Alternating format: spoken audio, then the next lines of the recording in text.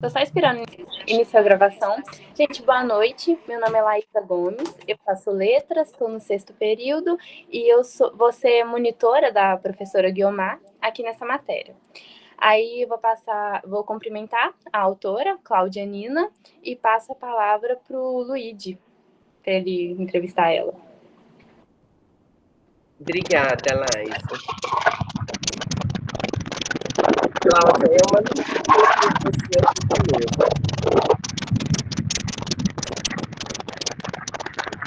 Luigi, não estamos ouvindo nada, só estamos ouvindo barulho. Não estamos ouvindo nada. Você consegue falar? Conseguiram Eu agora? apresento. Agora sim, agora sim. Então tá bom. Boa noite a todos. Eu me chamo Luigi, tenho 21 anos, sou natural da cidade de Ouro Preto, estou cursando História e estou no 6º período.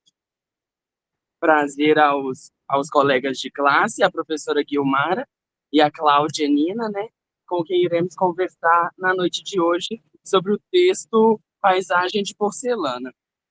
Iniciando, falando um pouquinho sobre a autora. Cláudia Nina é uma jornalista, crítica literária e criadora de podcasts. Autora de dezenas de livros nos diversos gêneros, entre eles o juvenil Amor de Longe e os romances Benedita, Paisagem de Porcelana, que iremos trabalhar na noite de hoje, e Jasmim. Os infantis Ana Centopeia e A Coruja e o Mondrogo, que ganharam versões em inglês e também em espanhol. E A Coruja e o Mandrogo também ganhou o certificado PNLD, do Programa Nacional do Livro Didático, que distribui e propaga as obras literárias nacionais de forma gratuita para as escolas.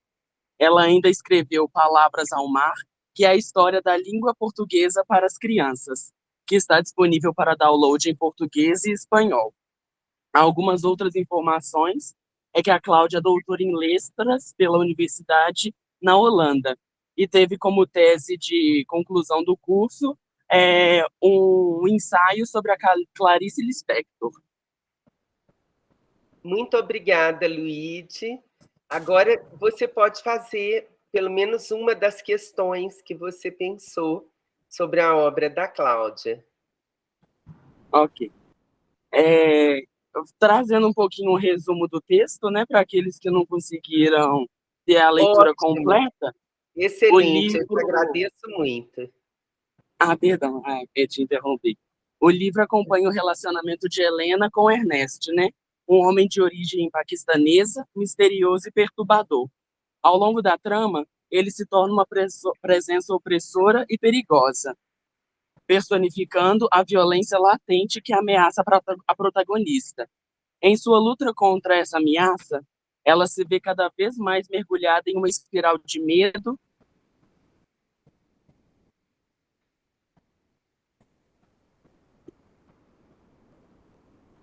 Congelou a câmera do Luigi.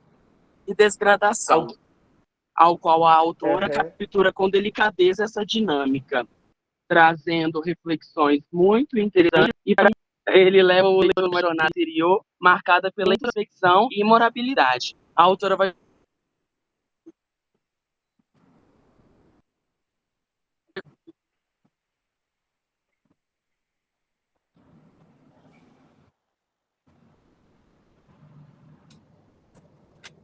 Luigi, tire a câmera para ver se a gente consegue ouvir você melhor. É porque é muita gente na chamada mesmo. Vou colocar aqui. Bom, vou escrever aqui para ele. Quem tem pergunta agora, gente, para a Cláudia?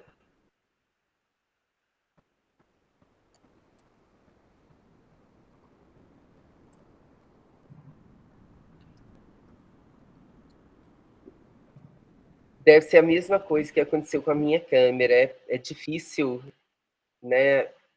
Tem a memória para poder suportar uma chamada com tanta gente. Uhum. Quem tem pergunta para Cláudia Nina? Vamos lá. Por favor, Yasmin, então. Olá, boa noite. Meu Boa nome é noite. Yasmin. Eu faço letras e estou no 4º período. E aí eu queria lhe fazer uma pergunta, Cláudia, que é sobre como você se sentiu ao escrever uma protagonista, que também é uma mulher, sabe? E que como você se sentiu ao escrever sobre essa mulher sofrer violência, abuso psicológico, sabe, por parte do marido. Queria saber mais ou menos assim como o que é que você sentiu, o que é que você pensou, o que é que te fez também escrever sobre isso, sabe? Uhum. E Ótimo, Yasmin, boa obrigada. noite a todos. Boa noite a todos, né, em primeiro lugar. E Yasmin, só uma pequena observação: o seu nome é o nome de uma outra personagem minha desse livro aqui, Jasmine. Sim, eu vi Jasmine, eu fiquei, nossa, que lindo. Pois é. Então, a sua pergunta é muitíssimo interessante, Yasmin, muito mesmo. Porque, inclusive, foi essa uma pergunta semelhante que me levou a escrever o prefácio da autora, que é um dos capítulos inéditos da obra. Quer dizer, o prefácio da autora, nesse caso, não se trata de um prefácio simplesmente. Ele é um capítulo, tá? E ele é um capítulo inédito que eu anexei a essa nova edição, porque nós estamos falando da 2ª edição de Paisagem de Porcelana, tá? Porque a primeira é essa daqui. Então, a gente está falando dessa daqui, desse ano, e a história toda começou aqui, né? Na primeira edição, há 10 anos atrás. E eu, em busca de uma pergunta semelhante a essa que você me fez, é que eu resolvi escrever esse prefácio da autora. E nele eu tento explicar, né? Primeiro, por que eu resolvi falar sobre essa história, né? E segundo, qual foi a maior fonte de inspiração que me levou a escrever essa história, que é a Yasuko, que é uma das personagens que sofre um abuso silencioso do marido, né? E foi na convivência com ela que ela... Agora eu estou falando da Helena, personagem, tá? Foi na convivência com Helena que Yasuko foi levada, né, a compreender melhor a sua própria situação. Então, eu, Cláudia Nina, autora, crio um capítulo, na verdade, criando também uma confusão com os leitores, né, para que isso se confunda cada vez mais, a autora, personagem, não, mas de quem é que narra, quem é que fala, quem é personagem, né? Eu fiz de propósito, né? Então, esse prefácio da autora, entre aspas, né? É também um capítulo à parte, é um capítulo inédito e que tenta esclarecer a sua pergunta. Eu acho que eu confundi um pouco, mas foi proposital, para que vocês queiram ler o livro inteiro. Ah, entendi.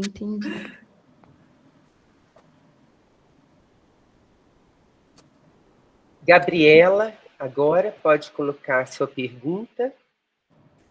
Boa noite, Guiomar. Muito obrigada pela resposta, Cláudia. Pode falar, Gabriela. Boa noite a todos. Boa noite, Guiomar. Boa noite, Cláudia Nina. A minha pergunta é sobre o título, né? Paisagem de Porcelana. E eu vi também que você fala sobre porcelana em algumas passagens. E aí, pelo que eu entendi do livro, assim, eu entendi que a porcelana seria uma metáfora sobre fragilidade emocional.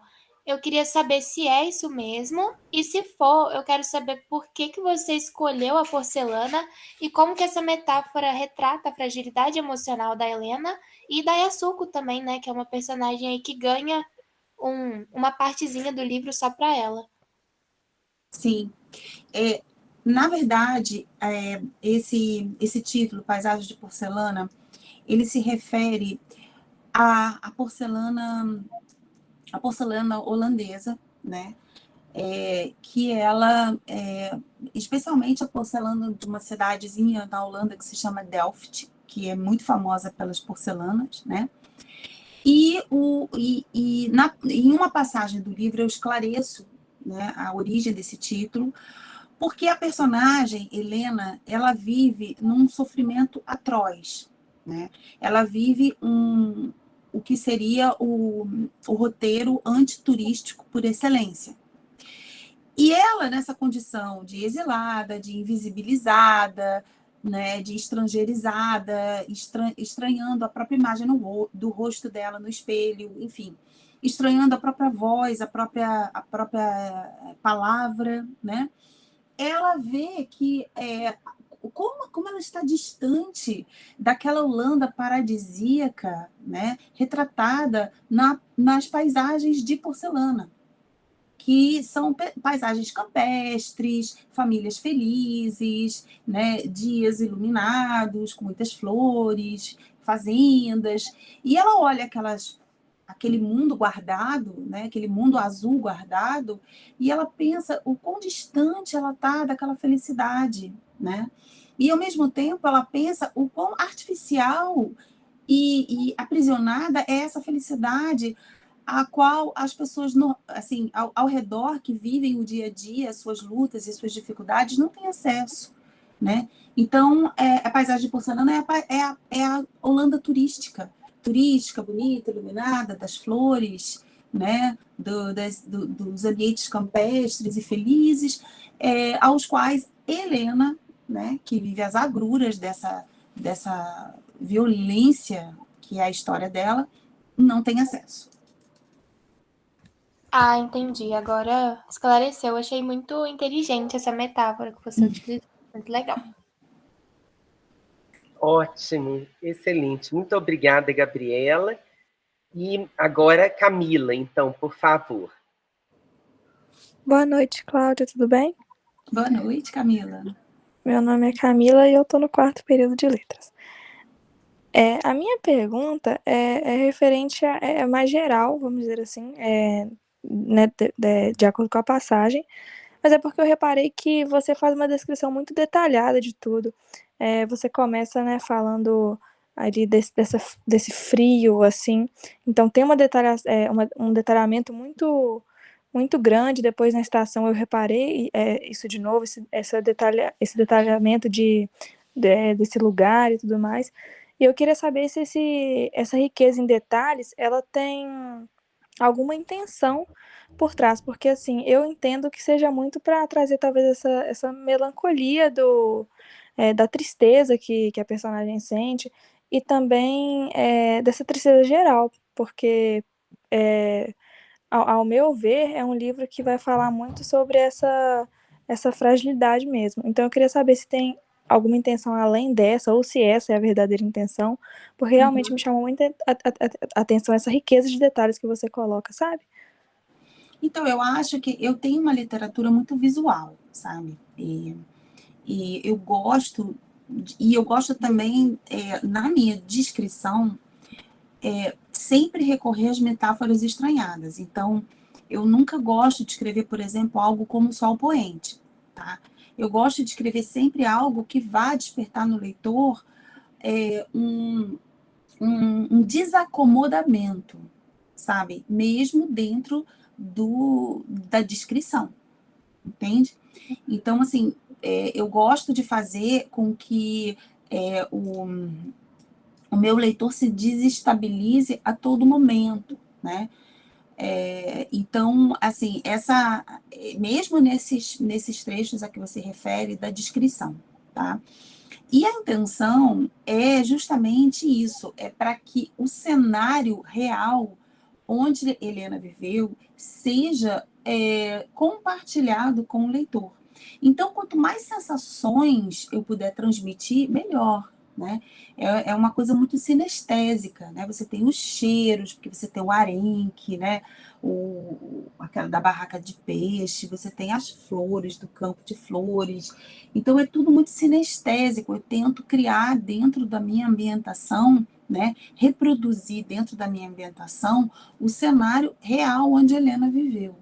Então, é por aí. Entendi. Obrigada, Cláudia. Ótimo. Agora, Emanuel, então, por gentileza. Boa noite, tudo bem? Cláudio, prazer. Boa noite. Eu queria te fazer uma pergunta a respeito da parte do livro que me chamou mais atenção, né? Que é a parte justamente da Yosuko, né? Porque a Yosuko, ela, né, dá a entender que ela foi um momento muito breve, né, na vida da narradora, da protagonista, mas apesar dela ter conhecido a Yosuko por pouco tempo, isso ficou com ela, né, marcou ela. Sim. Tanto que, né, mesmo muito tempo depois, ela ainda se lembra, se pergunta o que aconteceu com Yasuko, onde ela está. E aí eu queria te perguntar se essa relação da narradora com Yasuko teria como intenção ilustrar um exemplo ali de solidariedade feminina, sabe? Sim, com certeza. Porque elas simplesmente conversaram e trocaram experiências e isso já teve um impacto gigantesco. Não, Emanuel, com certeza. Inclusive, é exatamente isso, sobre isso que eu falo nesse prefácio da autora, porque à medida que o tempo foi passando, depois de publicada a obra, eu digo, a importância de Yasuko foi crescendo no meu imaginário.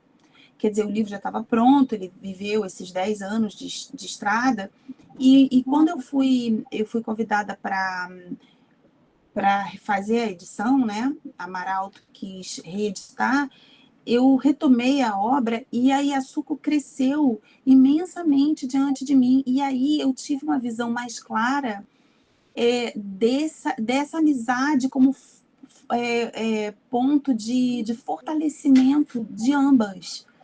E foi exatamente isso que me movimentou para que eu escrevesse esses 2 capítulos que são inéditos. O capítulo que é o prefácio e o último, que é o anexo. Então, é exatamente isso, Manuel. Certo, muito obrigado, viu? Obrigada a você. Ótimo. Vocês já vão preparando a segunda pergunta aí também, né? Mas Lucas Gonçalves Reis, agora, por gentileza. Tá, então, primeiramente, boa noite, Cláudia. Boa noite, Lucas. Nos últimos anos, a gente percebe assim que tem se crescido muito o fluxo assim, de imigrantes e refugiados, assim, né? Por conta dos diversos conflitos acontecendo no mundo, né, e tal, que esses imigrantes e tal podem acabar assim sentindo-se deslocados da mesma forma que a personagem Helena, né? Então, eu gostaria de saber se essa questão, assim, ela também passou pela sua cabeça quando você estava escrevendo o livro. Não, com certeza, Lucas. E essa questão dos imigrantes e de refugiados, ela sempre existiu, né? O que acontece é que talvez agora nós estejamos, a situação esteja ainda mais gritante, nós estejamos vendo com mais clareza, mas ela sempre existiu, né? E outra questão que sempre existiu, tá? E que não adianta nós fingirmos, e sempre existe, a xenofobia é algo real, né? E ela se estende a qualquer pessoa, sabe? De qualquer classe social, em qualquer situação, sabe? A xenofobia é uma realidade, tá? E é muito difícil você lutar contra ela no momento em que você é jogado na invisibilidade. Porque a partir do momento em que você é jogado na invisibilidade, você perde o rosto e você perde a voz. E com que armas você vai lutar a favor da sua própria visibilidade, se as suas maiores armas foram tomadas, que é o seu rosto, a sua voz e a sua palavra? Entende? Muito obrigado pela resposta. Ótimo, muito obrigada, Lucas. Agora, então, Marta, por gentileza.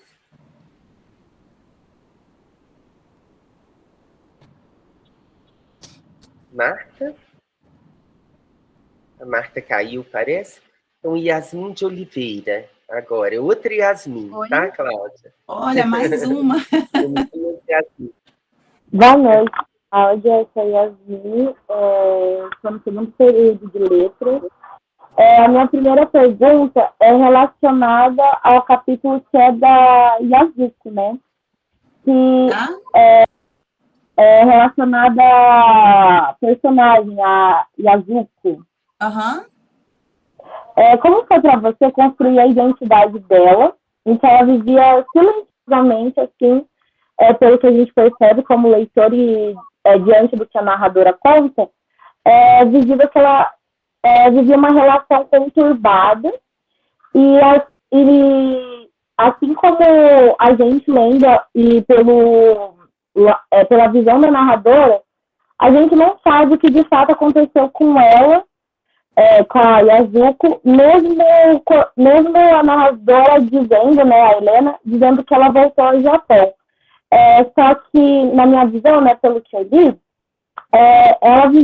ela mostra muito que ela era, não é submissa, mas que ela passava por situações e que ela não conseguia lutar contra isso, digamos assim. Então, como foi para você construir a identidade da Yazuko? Não sei se ficou confusa a minha pergunta. Uhum. Então, eu trabalho, assim, muito dentro da minha narrativa, eu trabalho muito com a questão da memória alheia, sabe? Então, assim, um sentido de observação, assim, muito profundo, e eu observei algumas pessoas ao meu redor, uma comunidade japonesa que vivia próxima a mim, lá na Holanda, né, quando eu morei na Holanda, e eu observava um grupo de mulheres e me chamava muita atenção o silêncio, né, o silêncio de ambos dentro da relação, quer dizer, marido e mulher, um silêncio muito grande, tá, entre os dois. E assim, é claro que a coisa vai amadurecendo e você vai colocando os ingredientes da ficção, né, e aquilo vai se tornando, evidentemente, uma ficção. Mas é preciso que a gente preste muita atenção na questão da violência que se disfarça no silêncio, porque o silêncio também pode ser uma violência, tá? Quando você vive dentro de um relacionamento em que o outro te insere dentro do silêncio e ele também se silencia, né? Isso também é uma forma de violência. Você não sabe o que o outro está pensando, ele não se interessa pelo que você quer dizer, né? Não se interessa pela sua palavra, não te convoca para dentro do relacionamento. Então ficam os dois imersos ali naquele silêncio, né? Que você e outra coisa, algo também ameaçador, porque diante do silêncio você não sabe o que virá, porque você não sabe o que vai dentro do pensamento da outra pessoa, né? Então, se a pessoa está permanentemente em silêncio, aquilo é uma ameaça permanente, né? Você não sabe, e ao mesmo tempo também você não consegue sair de dentro desse círculo, porque não existe uma ameaça real, a violência não tem palavra, você não consegue nomear o que está acontecendo, então, assim, é muito perigoso, né? Eu acho que esses relacionamentos em que os personagens, as duas pessoas estão mergulhadas no silêncio, eu acho muito perigoso. Muito obrigada. Obrigada pela sua resposta, Cláudia. Muito Obrigada, interessante. Guiomar.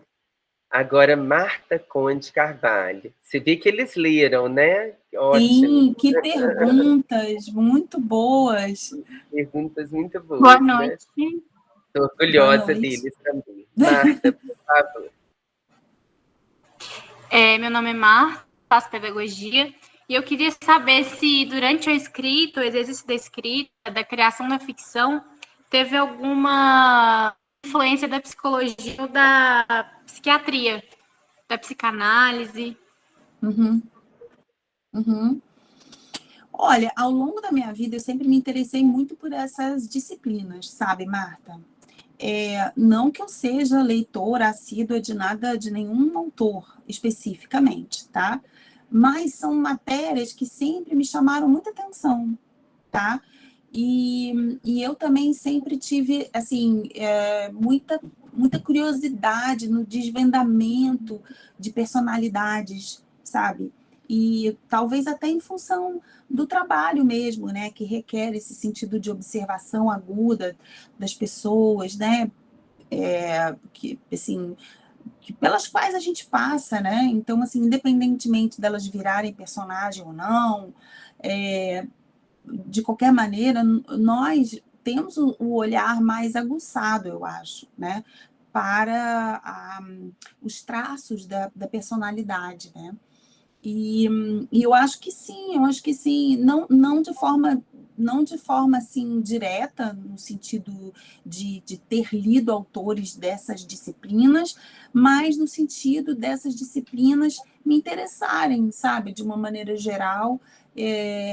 Eu gosto muito, né, dos estudos do Freud, acho muito interessante a perspectiva do Jung, e sempre gostei, sempre me interessei pela matéria, mas de uma maneira geral, não de uma matéria específica, não de uma maneira específica, entende? Mas eu acredito que sim. Até porque, né, para a gente construir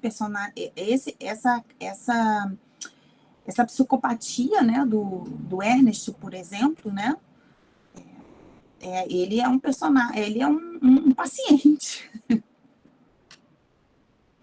Ótimo, ótimo, Cláudia. Nossa, eu tenho certeza que todos estão loucos para ler o livro inteiro, viu, querida?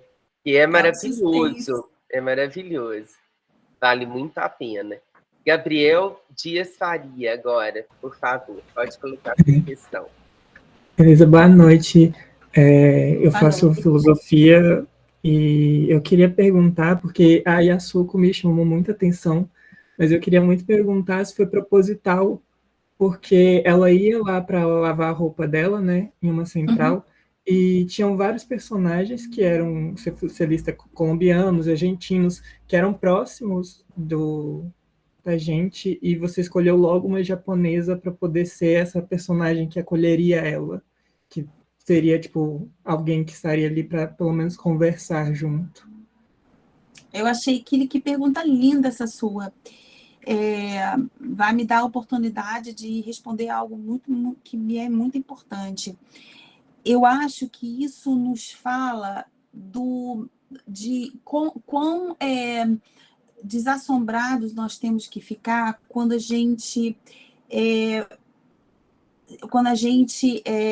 está num país, né, diferente, né?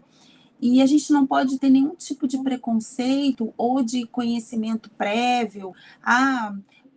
Não, mas aquela ali, não sei, não vou conseguir ser amiga daquela pessoa, não, vou me aproximar mais daquele ali, que tem mais a ver comigo. Às vezes é exatamente o contrário.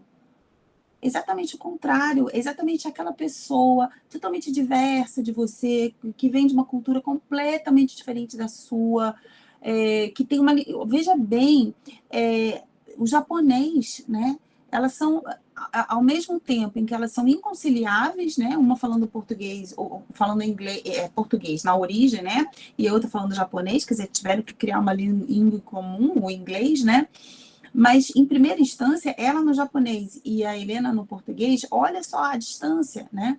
E ambas imersas em culturas completamente diferentes. E, no entanto, nada disso foi obstáculo, sabe? E elas não precisavam sequer do inglês, essa ponte comum, porque elas se comunicavam pelo sorriso. Então, assim, como que a gente tem que... largar um pouco dessas preconcepções, né, de achar que eu vou me aproximar dos meus semelhantes ou daqueles que são mais iguais a mim e ali eu vou ter uma amizade. Às vezes pode ser exatamente o contrário, né? Exatamente aquele que não tem nada, aparentemente nada a ver comigo, é que vai ser meu grande alicerce, é que vai ser a única pessoa que vai me dar a mão. Né? Sim. Eu particularmente adorei essa parte e adoro principalmente ela falando o que será que a Yasuko ia me aconselhar, me vendo nessa situação agora. Sim. Eu gosto muito dessa personagem, tanto é que o livro é dedicado a ela. Né? Perfeito, muito obrigado. Obrigada, Gabriel, muito obrigada. Agora a Frânio Enácio de Araújo, por favor. Vou deixar a pergunta, tem uma pergunta no chat, mas aí eu vou deixá-la para o final, tá? Eu prefiro que vocês façam de viva voz. A Frane, então.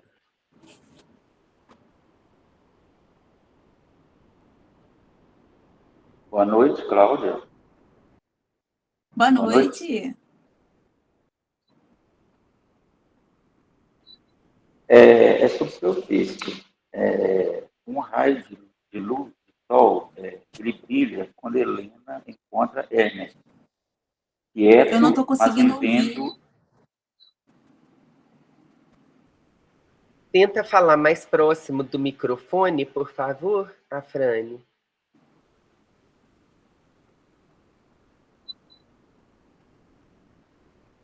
Oi.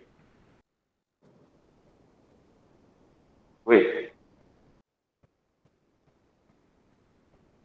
Sim, pode falar.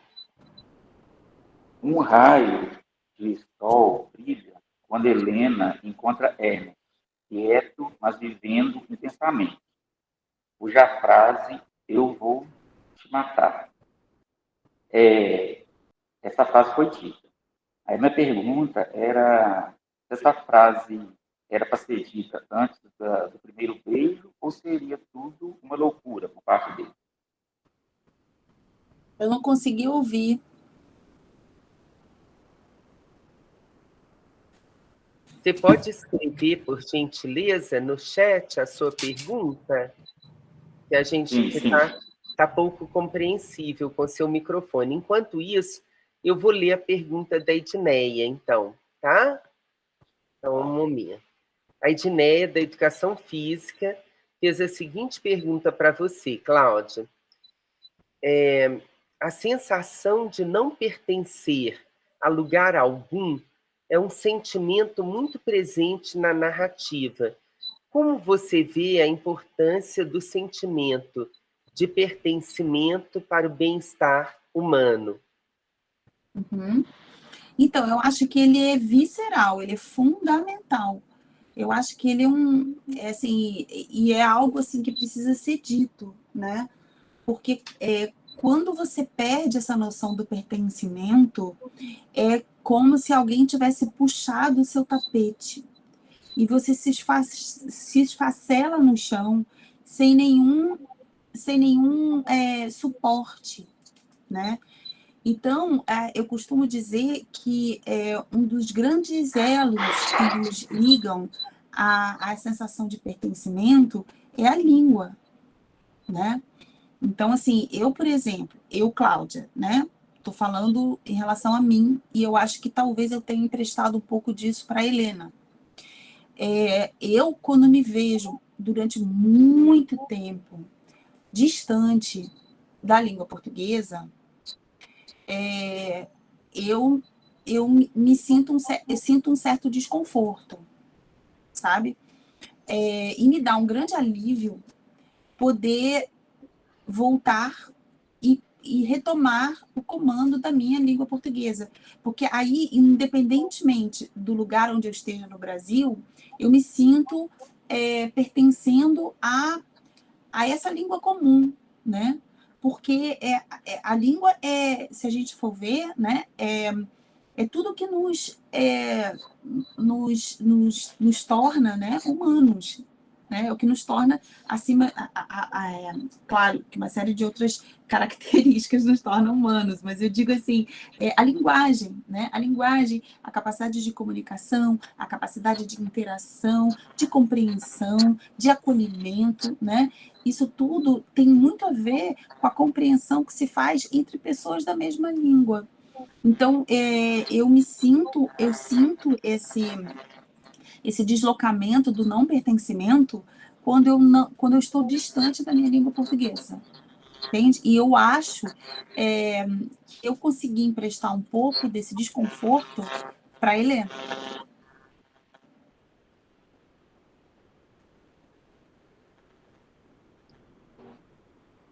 Ótimo, estão aplaudindo você aqui. A Edneia está te agradecendo, né? O Afrani, então, deixa eu ver se ele escreveu aqui, escreveu a pergunta dele.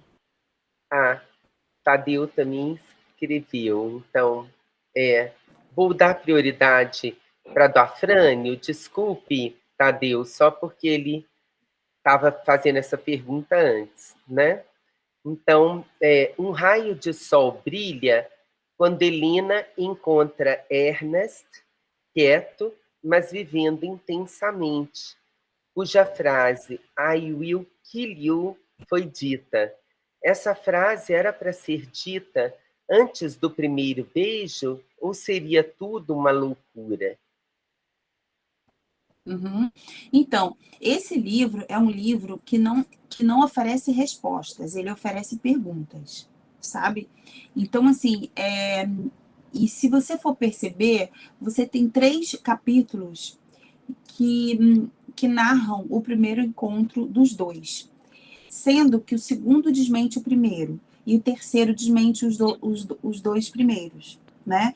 Então, estamos falando de uma narrativa cujo chão é movediço, né? E uma narradora que é colocada sob suspeita a todo instante, porque nem ela mesma se desacredita, né?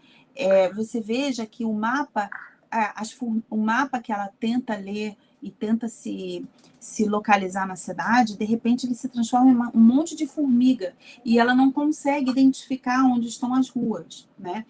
Então, assim, esse delírio, será que ela está em delírio? Será que ela está loucura? Será que isso tudo não passou de um grande delírio, uma grande invenção? Nós não sabemos, né?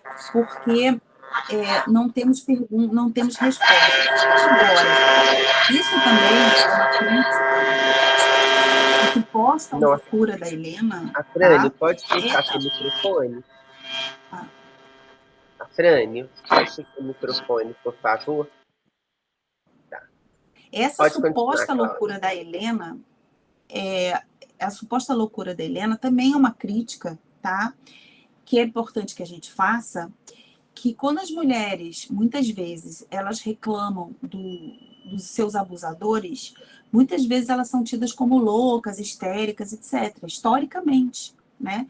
Então, assim, isso também tem a ver com uma crítica a esse estado de coisas, né? Então, assim, vamos desacreditar Helena, né, para que ela não seja acolhida no seu desespero, né? Então, assim, mas ao mesmo tempo, o livro todo deixa o leitor nessa instabilidade, né? O que será de fato que está acontecendo, né? E como de fato eles se conheceram, né? E principalmente, gente, o que acontece no final, hein? Aí vocês vão ter que ler para me dizer, vão mandar mensagem. Ótimo. Bom estímulo para eles. Agora a pergunta do Tadeu para você, da filosofia. Cláudia, um dos temas abordados no livro é o relacionamento tóxico entre Ernest e Helena.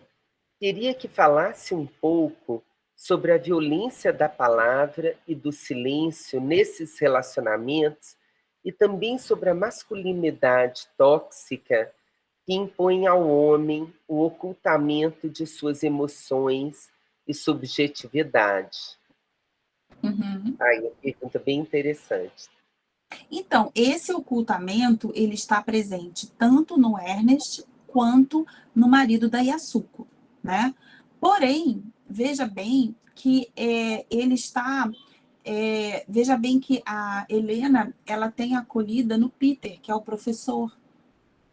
E o professor, ele tem a palavra, ele tem o carinho, ele tem o gesto, ele tem o abraço, ele tem todas as acolhidas, né, possíveis. Então, assim, é sempre bom a gente tentar não fortalecer os clichês. Então, a gente tem o homem com a masculinidade tóxica, a gente tem um homem dominador na base do silêncio, e a gente tem também um homem que é um homem compreensivo, é um homem bacana, é um homem solícito, é um amigo que se aproxima da Helena sem nenhuma segunda intenção, pelo contrário, ele é uma mistura de irmão, de pai, de professor, de tudo isso junto, né? Então eu acho que dentro desse livro você tem essa galeria de personagens, né? E que no confronto e no contraste entre eles, a gente conhece melhor, né? Todos esses problemas que você citou, né? E é muito importante que, em relação a tudo isso que você falou, né? Essa questão dos homens escondendo emoções, que desse caráter tóxico, né? Dessa masculinidade, né? Que exige que o homem seja do determinado modelo, né?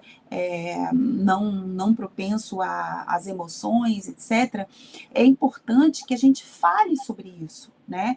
E porque assim, a gente está falando, gente, a gente acha que as mulheres já venceram, né? Que a gente está no século XXI, nossa, quanta coisa a gente já venceu, que isso tudo faz parte do passado. Não, eu faço parte de uma antologia, gente, que é Sutilezas do Patriarcado, né? E eu tenho e esse livro, ele reúne contos, né, justamente sobre isso, sobre o momento em que a violência começa, antes do tapa, o momento da violência sutil, entre aspas, né, que é aquele momento que você ainda não percebe que você está sendo abusada, mas você está. E a partir daí é que se desenrola toda a violência. Então, é importante que a gente fale sobre isso, é importante que esse assunto continue sendo falado exaustivamente, para que as próprias mulheres consigam identificar o que é o abuso psicológico. Porque muitas vezes elas não conseguem identificar, sabe? Ele é muito bom, ele é muito isso, ele é muito aquilo. Veja o Ernest, né? A lista de qualidades que o Ernest tinha, né? Até chegar para ela e falar assim, eu vou te matar. E ela achou romântico. Entende? Então, olha isso. Então, assim, esse livro, e engraçado, gente, assim, que é só um parênteses, esse livro ele foi lançado há 10 anos atrás, né? Ao longo desses 10 anos, nenhum resenhista, ninguém tocou no abuso psicológico como um dos temas do livro. O exílio, não sei o quê, um monte de coisa, melancolia, papapá, mas ninguém tocou no assunto do abuso psicológico. Vejam bem, né? Impressionante, então, hein? Não, é impressionante, tá? E resenhistas homens, teve um resenhista, inclusive, que na época ele chamou a agonia da Helena de fossa. Fossa, gente. Uma mulher sofrendo uma relação abusiva dessa, e o homem chama de fossa. Claro que a gente evoluímos nesses últimos 10 anos, ok, mas ainda estamos engatinhando, tá? E isso é preciso que esse despertamento ele aconteça pelas próprias mulheres, que elas percebam, sabe, o que é o abuso e principalmente o que é o abuso sutil, que é antes do primeiro tapa, né? Com certeza, Cláudia. Nossa, você disse tudo aí. Quantas relações abusivas existem e as pessoas nem percebem que são abusivas, né? Não. É uma loucura. A gente mesma tem amigas, né, que estão vivendo coisas assim. Tadeu está te aplaudindo aqui, a sua resposta. Ótimo. Agora é a Amanda Clara de Souza, que está perguntando. O livro aborda temas como memória, pertencimento, de uma maneira muito sensível. Esses temas surgiram de forma planejada durante a construção da narrativa ou foram se revelando aos poucos conforme você desenvolvia a história? Não, assim, todo o meu trabalho, ele é muito planejado. Eu não consigo escrever ao correr da pena. Então, assim, eu não escrevo deixando a história me levar. Eu não sou desse tipo de escritora. Eu gosto de tudo bem planejado. Então, assim, eu organizo na minha mente aquilo que eu quero, as situações, como são os personagens, onde eu quero chegar. E isso tudo é muito bem, assim, não que eu tenha bloquinhos, tá? Eu tenho compartimentos dentro da minha cabeça mesmo. E quando chego ao computador, eu já sei onde eu quero chegar. Então, eu planejo muito, sabe? Tudo muito planejado, assim, muito organizado dentro da minha mente, sabe?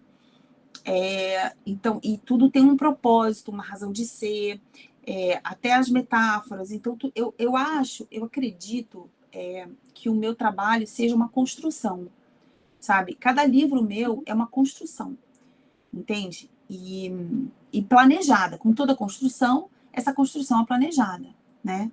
Então, esse é mais ou menos o meu estilo de trabalho. Ótimo. Tem mais perguntas aí, gente? Amanda está te agradecendo. Obrigada, A Fran está com a mão levantada. Está com a mão levantada ainda? Tem outra pergunta? Senão eu vou fazer uma. Edneia também está trazendo uma segunda pergunta para você, Cláudia. Eu achei que dentro do que li, o livro nos faz questionar nossas próprias escolhas e a busca por nossa identidade. É um livro que nos convida a olhar para dentro de nós mesmos e a encontrar força para seguir em frente, mesmo diante das adversidades. É mais um comentário do que uma pergunta, mas você pode comentar também, né, então, Cláudia? eu acho isso. Intenção. Sim, e eu acho importante que isso aconteça para não desfalecer totalmente o leitor, sabe? Para deixar claro que na mais completa adversidade você consegue se levantar do chão e seguir em frente. Eu tento fazer isso com algumas das minhas histórias, faço isso com Jasmine, faço isso com Benedita, que é uma história sobre a fome, uma personagem que se vê defrontada com uma situação de miséria absoluta e ela consegue sair do caos. Então, assim, eu costumo dizer que eu entro no quarto assombrado, mas eu entro carregando uma vela, sabe, acesa, para que eu possa conseguir me movimentar dentro dessa escuridão e conseguir sair dela. Acho que é mais ou menos por aí. Edneia está te comentando, né, que é isso, Sim. sair do caos, né? Isso mesmo. Querida, os alunos agradecendo, aplaudindo. Querida, uma pergunta que eu tenho para você é assim, o tema do exílio, né? Até Amsterdã aparece na sua obra, assim, né? Com frequência. Você se vê fazendo autoficção, né? Nesses livros em que você trata, né? dessa experiência em Amsterdã que você teve? Na verdade, esse é o único livro que eu trato, que eu falo sobre Amsterdã, né? O cenário Amsterdã ele aparece unicamente nesse livro e nenhum outro. E essa sua pergunta é excelente, porque eu acho que essa questão da autoficção ela está sendo muito debatida, né? E a gente precisa cada vez mais conversar sobre ela com os diversos autores que fazem diversos tipos de ficção e de autoficção, né? No meu caso, eu não faço autoficção, de forma alguma. É ficção, sabe? 100% ficção. O que eu faço é o seguinte, eu utilizo elementos que fazem parte da minha memória, mas que também fazem parte da memória alheia, né? Então, por exemplo, a história da Yasuko, por exemplo, histórias que possivelmente eu tenha roubado de outras pessoas que passaram por mim, né? E é um mosaico de memórias alheias e também das minhas, tudo misturado, né? Eu não sei onde termina a minha memória, onde começa a memória da Yasuko, né? Então, eu não posso chamar isso de autoficção, porque eu não posso me encontrar dentro desse cenário, entende? Desculpa. Querida, desculpa, chegou aqui minha filha e eu tive que... Você pode repetir a última parte da sua fala? Chegou Não, uma então, pessoa... então, o que eu quis dizer foi exatamente isso, né? Em primeiro lugar, esse é o único livro sobre o qual eu falo de Amsterdã, e não é autoficção, porque eu faço um emaranhado de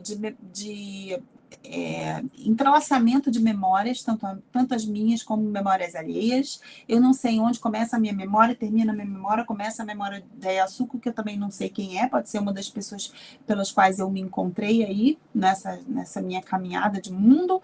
Então, isso tudo é muito impreciso, sabe, Guilmar? Então, eu não classifico de forma alguma nenhum dos meus livros como autoficção. Aham. Ótimo. Isso é muito interessante, porque você está indo na contracorrente, assim, de uma certa forma, né, de uma tendência contemporânea, assim, que está o tempo todo insistindo que é autoficção e tudo, né? Então, você traz uma discussão que é uma discussão mas em alguns casos, diferenciada. até né? Em alguns casos, até assim, porque assim, se o autor ele classifica como, sabe, Guilmar, eu quero classificar como, então pronto, né? A gente não vai mexer nisso aí, né? Mas assim, eu prefiro classificar a obra como ficção, ponto, né? Eu acho que... E também não vai aí, Guilmar, nenhuma crítica à autoficção, de forma alguma, tá? De jeito nenhum. É só uma questão de como eu vejo o meu trabalho, entende? Eu não consigo ver dentro desse trabalho, ou dentro de qualquer outro, nenhum espelhamento por si só da minha vida. Até porque... eu trabalho com a construção de personagens de uma forma muito, como eu disse, planejada, né? Então, assim, é a construção daquela personalidade, daquela psicopatia, daquele cenário onde todos se inserem, daquela rede de trama, né, que eles vivem, e que nada disso tem a ver com a minha vida, entende? Então, assim, eu me sinto mais confortável, né, classificando meus livros como ficção, porque é mais perto da verdade. Ótimo, ótimo. Eu vou considerar isso, assim, estou lendo mais sua obra, é muito poética, viu? Assim, me encanta seu estilo, assim, tem uma fluidez poética incrível. Ai, obrigada. Há Muito muitas obrigada. imagens e descrições belíssimas também, tá? Estou muito impressionada. É muita imagem. Muita Sim. imagem. Em todos eles, assim, eu acho. Muito bonito. Muito fluido o seu texto, assim. Realmente me impressiona muito bem. Aí, agora temos, então, o Luigi para fazer uma pergunta para você. Boa noite novamente. Boa noite. Pegando o que você falou sobre a sua organização para escrever, né, que não é uma coisa fluida, e também a questão das descrições muito imaginativas, muito descritivas, que leva a gente a sentir realmente, né? Durante minha leitura, a sua construção dos capítulos, eu achei interessante como o capítulo Low Sky, ele vem assim quase em seguida que o da Yasuko, né? Aí durante minha leitura, eu achei que esse Low Sky seria o início de toda a pressão da Helena, que é quando começa ela se sentir sufocada com toda a situação. Seria isso mesmo? Eu estou procurando até esse livro, ele está em algum lugar aqui, porque é ótimo você ter falado sobre isso. Porque o The Low Sky, tá? É um livro, tá? Que é um livro que eu ganhei na Holanda, tá? E que ele se chama assim, O Céu Baixo, The Low Sky, né? Como entender os holandeses. é muito interessante esse livro, porque ele fala sobre... a proposta é entender como os holandeses funcionam, tá? Mas é curiosíssimo, porque para a gente entender como os holandeses funcionam, a gente tem que entender que se trata de um país permanentemente ameaçado pelo avanço das águas e que já viveu, historicamente, uma série de inundações. E o livro é cheio de fotos das inundações, de construção dos diques. Então, assim, e tem fotos também, as mais assim, aleatórias. Por exemplo, fotos de pessoas cruzando de bicicleta de uma cidade para outra, que isso é algo que eles fazem muito. Fotos de uma banca de peixe, das pessoas comendo arenque. Enfim, são fotos absolutamente aleatórias, mas é um texto muito consistente, né? E que tenta justificar algum comportamento típico, né, vamos dizer assim, tipicamente holandês, com bases históricas, né, e geográficas também. E eu sempre fiquei com aquela ideia do The Low Sky.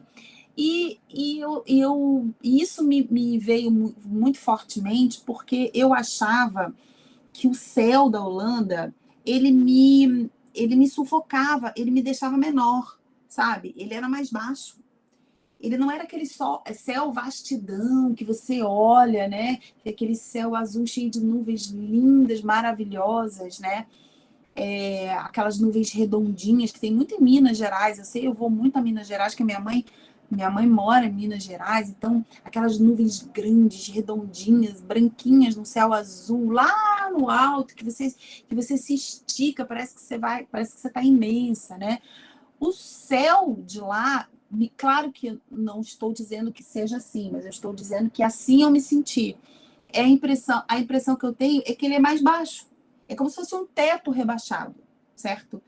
E no rebaixamento desse teto, eu me senti esmagada. Então, talvez eu tenha emprestado esse sentimento. Aí é que eu falo, a questão da memória e da memória alheia, né?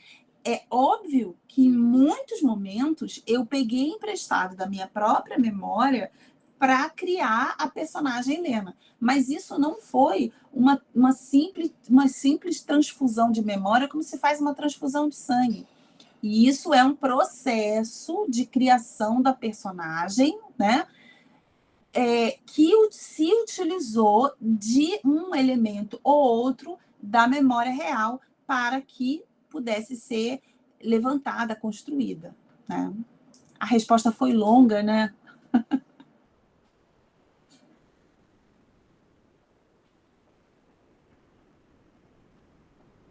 Ótimo, querida. Tem uma pergunta, vou dar prioridade para o Emanuel, que está com a mão levantada, e depois eu leio a segunda pergunta do Afrânio, tá bem, gente? Então pode falar, Emanuel. Certo. A segunda pergunta que eu queria fazer para você, Cláudia, diz respeito à ambientação do livro, né? Porque eu acho que é a primeira vez que eu leio um livro falando de um brasileiro vivendo, né, de uma brasileira vivendo em um país europeu, que passe assim, que descreva esse país europeu com uma linguagem tão fria, assim, sabe? Parece que a Holanda realmente ela reprime, né, a personagem.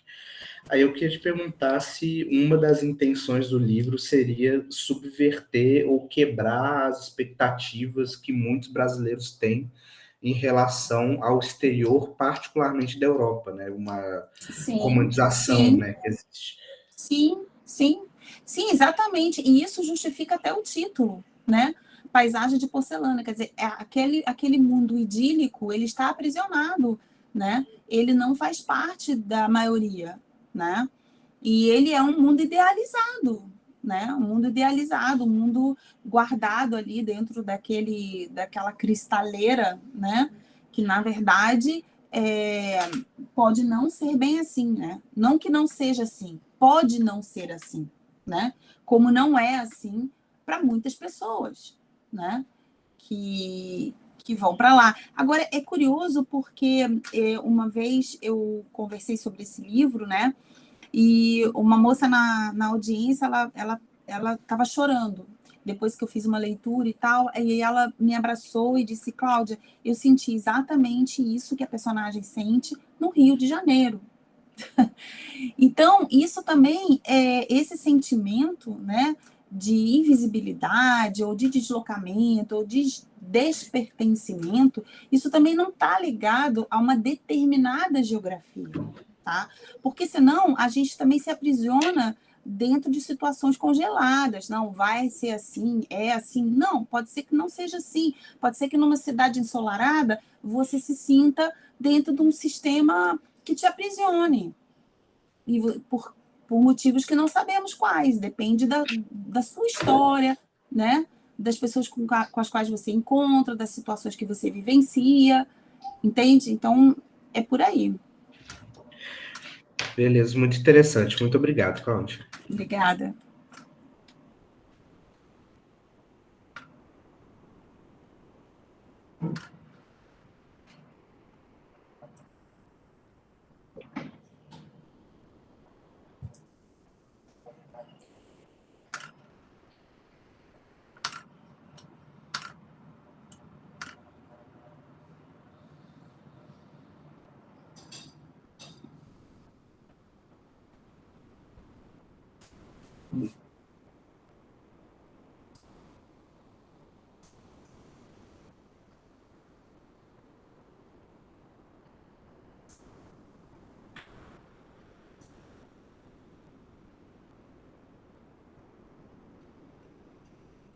Gente, desculpa, eu estava lendo aqui e meu microfone estava mutado.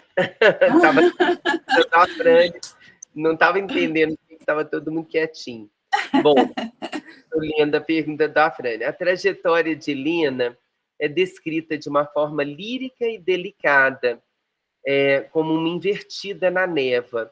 A história de terror e solidão, cujos contornos a gente percebe, é a memória ou seria a loucura? Enfim, é uma lembrança ou seria um delírio? Né? Eu creio que é isso que o Afrânio está perguntando.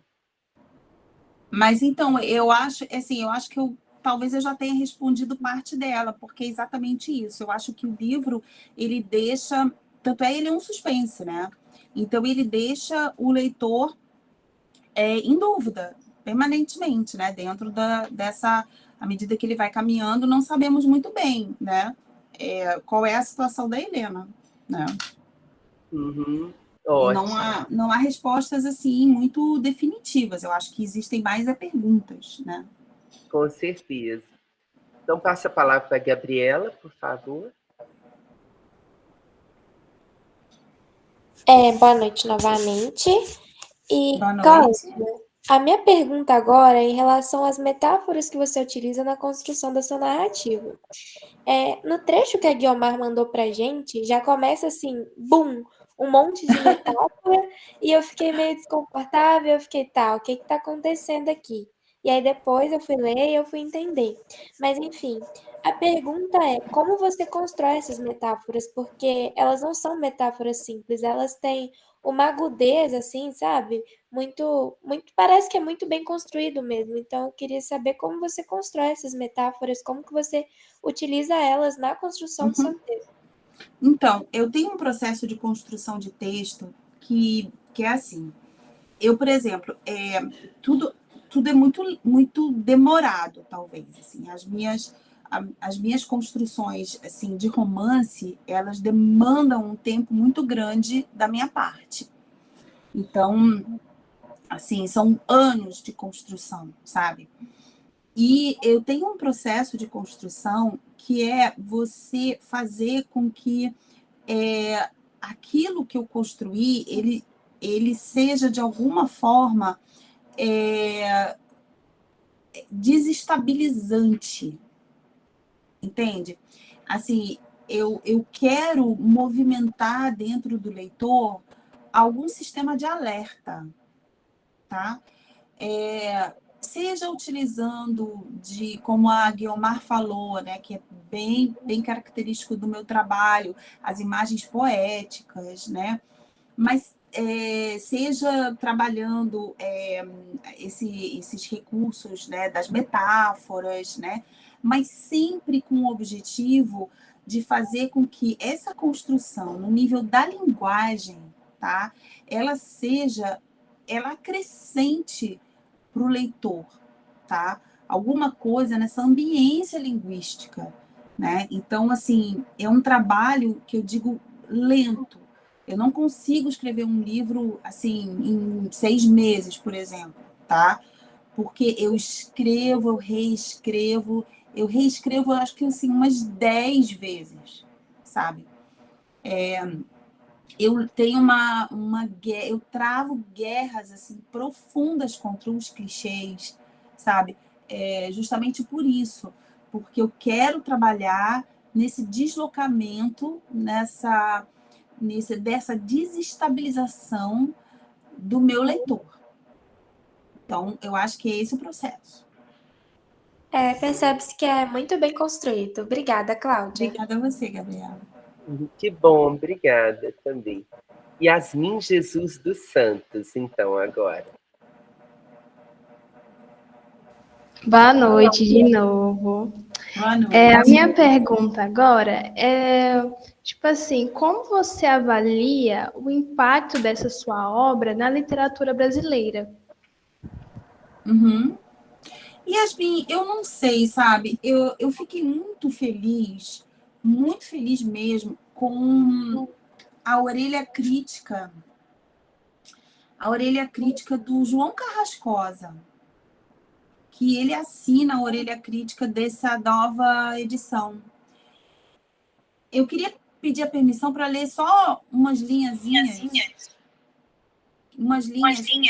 que eu acho que vem ao encontro dessa sua pergunta.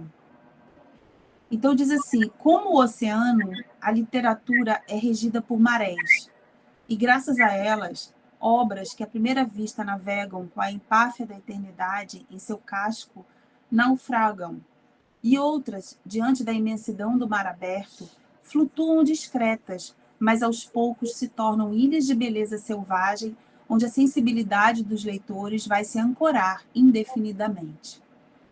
Eu acho que o meu trabalho, ele passa simplesmente, sabe, Yasmin?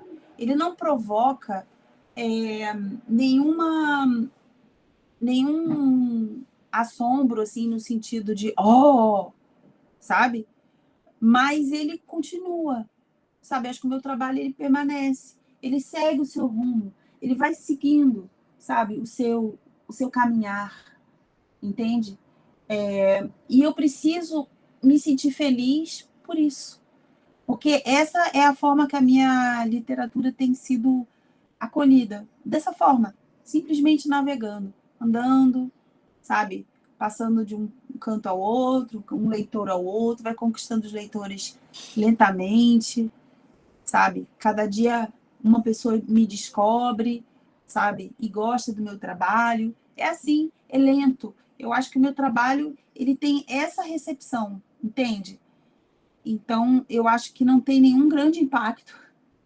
São pequenos encontros, entende? É isso. Talvez seja esse o meu propósito. Ah, entendi. Então você acredita que a sua literatura, a sua obra não tem esse impacto todo, sabe? Não é? Não, de jeito nenhum. Não tem. Tem uma outra forma de impacto, né? Sim, exatamente. Que é o encontro, né, Guiomar? Que eu acho que sensível, né? E eu acho que é o impacto do encontro, sabe? O encontro com os alunos, o encontro com cada escola que eu vou, cada biblioteca que eu vou, cada cidade, e assim aos pouquinhos, sabe? As pessoas vão me descobrindo e vão gostando do meu trabalho, sabe? E passam de uma obra e querem saber da outra, e assim, eu acho que esse tipo de impacto. Ótimo. Agora, então, vou passar a palavra. Eu sinto isso, percebo isso, querida. Passo então para Yasmin de Oliveira, por favor. Boa noite de novo. A minha pergunta ela tem até um pouco a ver com o que a outra Yasmin falou, que é em relação ao seu livro. Você acha que o impacto que ele teve quando foi lançado há 10 anos atrás, que você tinha comentado, e que esses temas que são abordados no livro não eram tão recorrentes na época, e você consegue ver uma diferença agora, depois de 10 anos que ele foi lançado e que esses assuntos agora estão em alta, a forma como ele impacta, porque foram 10, é um assunto que é abordado há muito tempo, só que só agora, digamos assim, está tendo mais visibilidade. Eu espero que sim, Yasmin. Pelo menos eu estou tentando chamar atenção para isso, tá? Então, eu espero que as pessoas que se aproximem dessa obra, elas consigam visualizar isso, porque é tão óbvio, né? É tão flagrante esse estado de coisas, desse relacionamento, né? Que eu espero que sim. Na verdade, eu não sei, eu estou lançando o livro exatamente agora, né? Eu vou lançar no próximo dia 5, aqui na Livraria Blux. Então, eu não sei. Eu espero que sim, Yasmin. Eu espero que tenha um impacto maior em relação, sobretudo, a esse tema. Sim, com certeza. Agora, Camila, então, por favor. Boa noite novamente, Cláudia. Boa noite. A minha pergunta agora, ela é em relação a essa tristeza que a gente percebe durante a leitura. Eu queria saber se seria uma tristeza que vem da alma da personagem, se é uma coisa que está dentro dela já, enraizado nela, ou se é uma tristeza que ela adquire com o passar do tempo, porque desde o início eu percebo que tem essa pegada mais triste e tudo mais, porém, com o passar da leitura, né, quanto mais a gente vai lendo, eu tenho a impressão de que vai se intensificando, sabe? A gente pega um pouco das dores dela e isso se intensifica dentro da gente. Então eu queria saber se é uma tristeza da alma dela, enraizada nela já, ou se é algo que ela vai adquirindo com o tempo.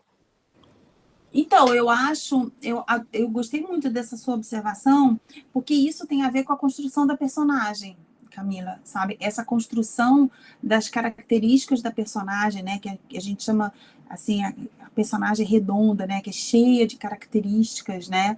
Complexas, que não é aquela personagem plana, com poucas características, não. Nós temos aqui uma personagem que ela é cheia de meandros, né? Então, assim, esses meandros é que fazem com que nós nos questionemos. A gente faz essa pergunta, nossa, será que ela já era assim? Será que ela ficou assim? Então, assim, ela não é realmente uma personagem fácil de ser definida, né? Então, esses pontos de interrogação, eles percorrem toda a obra. Tanto é que a gente não sabe se ela está delirando ou se ela realmente está vendo formiga saindo do mapa. A gente não sabe se o Ernest é exatamente isso, né? Ou se ela viu um monstro, né? A gente não sabe, né? A gente quer acreditar nela, né? Mas são muitas as interrogações, muitas. E é o que eu falo, é o terreno movediço o tempo todo da obra, entendeu? Então, assim, não existe uma resposta concreta. Não, ela já era assim, ela já saiu desestabilizada. Acreditamos que sim, porque no primeiro momento, no primeiro dia que ela sai para conhecer a cidade, o mapa, que seria aquela referência sólida, né? Que você precisa confiar, né? Uma referência sólida que você precisa confiar, porque é ele que vai te guiar. Já o mapa, as palavras saem, né? Pulam e ela não consegue identificar, né? Então, assim, o que seria isso? Ela não tinha encontrado o Ernest ainda, né? Então, ela está instável, já está instável, né? Ou será que história pregressa ela teve para justificar isso também? Não sabemos. Então, assim, é uma personagem que eu considero... São todos os personagens, eu acho, que eu considero bastante complexos, né? E eu fiz, obviamente, de propósito, né? Que vem ao encontro desse processo da construção que eu falei.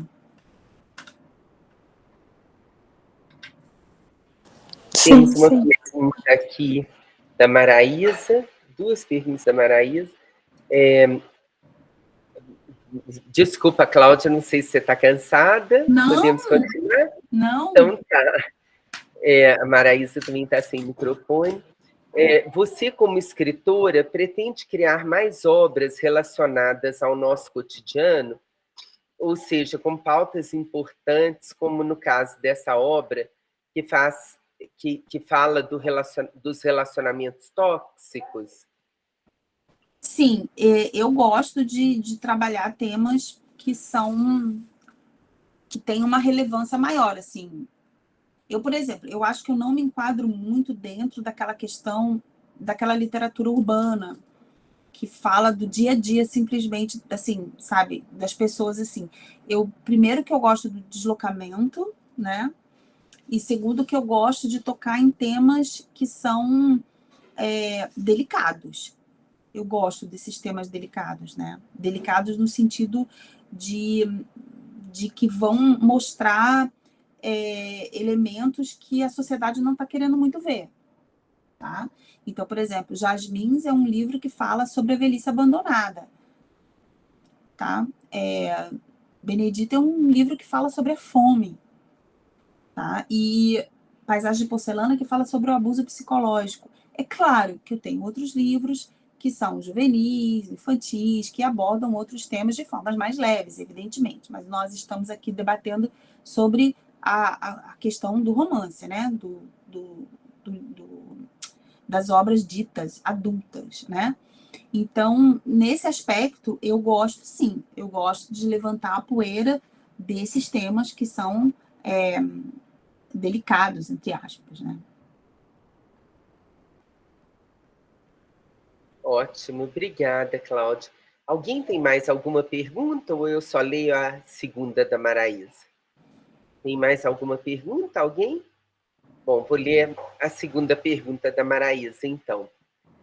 O propósito que você tem é marcar o leitor e deixá-lo reflexivo sobre a situação que é vivida, mas que não visualiza o impacto futuro?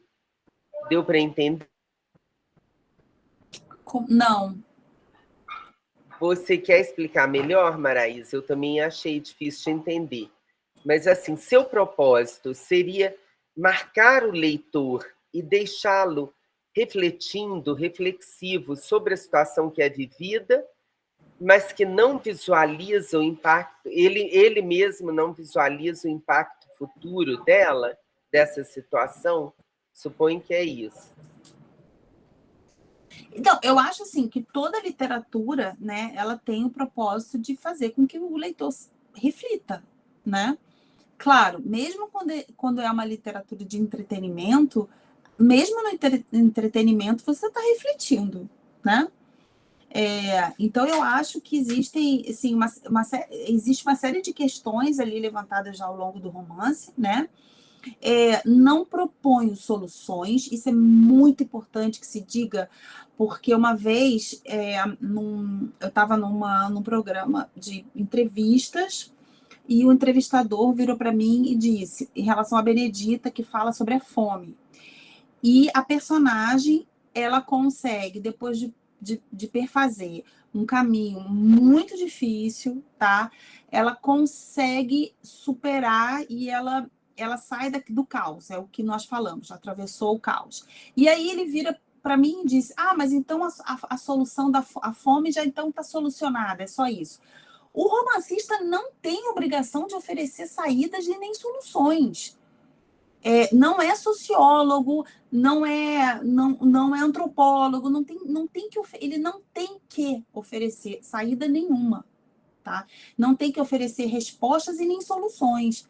Portanto, o meu romance, ele não fala sobre como você consegue escapar do abuso ou como não consegue escapar do abuso. Não, ele narra uma situação em que a personagem está imersa em uma série de questões, entre elas o exílio e o abuso psicológico.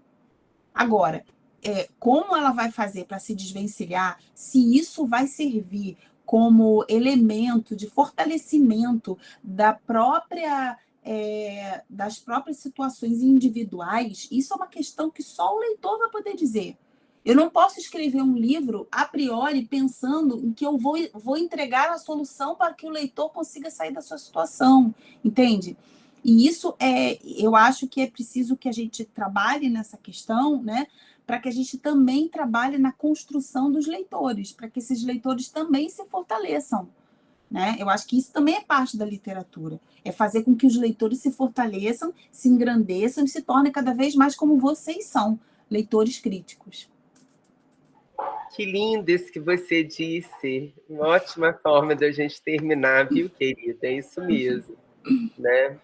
É a formação de leitores, né? A formação de um senso crítico, é esse que é o objetivo que a gente tem aqui, né? E, Guiomar, você está muito de parabéns por esse trabalho maravilhoso que você realiza há tantos anos. Já te conheço, já estivemos juntas na Flip, e você está de parabéns, parabéns mesmo pela forma como você comanda, né, tudo isso, todos esses alunos. É um trabalho difícil de realizar e você consegue realizar isso com tanta, né, tranquilidade, né, ao mesmo tempo, com tanta eficiência. Fiquei muito feliz em participar com vocês aqui agora. Que bom, querida.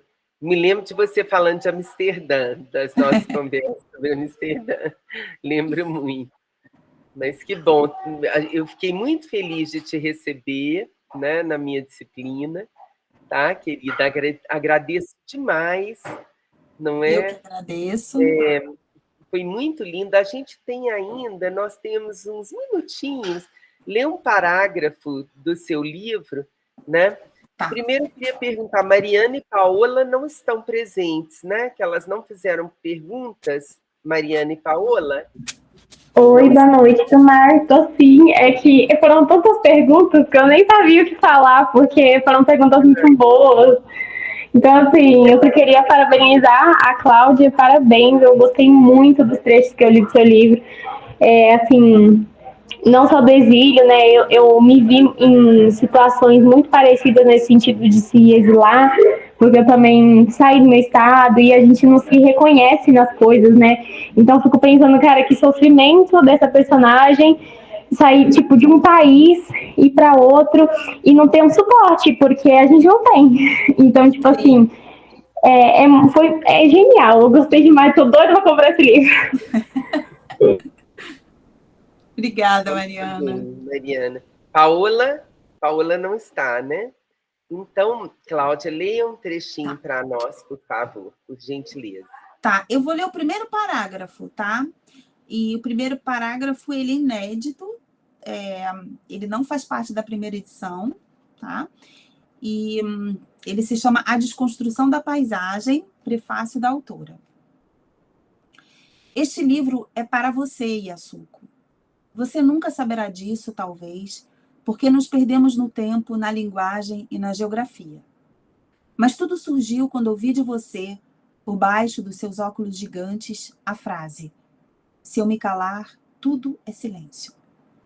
Você dizia que seu marido nunca falava nada e que alguns sussurros só nasciam depois de muita insistência. Mesmo assim, eram apenas ensaios de palavras, sílabas, acenos minúsculos que não faziam uma frase. O silêncio tomara conta da sua casa como se fosse um grande edredom branco, deixando os ambientes imutáveis. Éramos vizinhas, você lá no topo da escada, eu no último andar, ambas exiladas. O inglês, nossa ponte para diminuir a distância entre Brasil e Japão. Você nunca soube o quanto me ajudou e o tanto que eu aprendi com você. Por isso, esse livro. É só o primeiro parágrafo desse capítulo novo, que é a desconstrução da paisagem. Muito obrigada, querida. Além de tudo, Você tem uma voz muito agradável, é uma figura muito querida, muito gostosa, assim, muito gostoso de te escutar, tá? Obrigada. Né? Gostosa a sua voz de ouvir. Eu estou tá? ouvindo os aplausos, estou ficando feliz. Isso, todos estão concordando aqui comigo, tá? Então,